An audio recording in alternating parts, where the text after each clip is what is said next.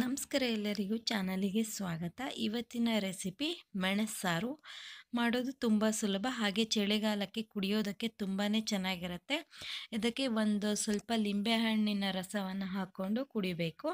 ಮಾಡೋದು ಹೇಗೆ ಅಂತ ನೋಡ್ತಾ ಹೋಗೋಣ ಬನ್ನಿ. ನಾನಿಲ್ಲಿ ಒಂದು ಪಾತ್ರೆಗೆ ಸುಮಾರು 1 ಚಮಚ ಆಗುವಷ್ಟು ತುಪ್ಪವನ್ನು ಹಾಕ್ಕೊಳ್ತಾ ಇದ್ದೀನಿ. ಈ ಮೆಣಸಾರಿಗೆ ತುಪ್ಪದ ಒಗ್ಗರಣೆಯೇ ತುಂಬ ಚೆನ್ನಾಗಿರುತ್ತೆ. ಇದಕ್ಕೆ ಒಂದು ಅರ್ಧ ಚಮಚ ಆಗುವಷ್ಟು ಜೀರಿಗೆ, ಹಾಗೆ ಇನ್ನೊಂದು ಅರ್ಧ ಚಮಚ ಆಗುವಷ್ಟು ಸಾಸಿವೆ ಕಾಳು ಇವನ್ನೆಲ್ಲ ಹಾಕ್ಕೊಳ್ಬೇಕು.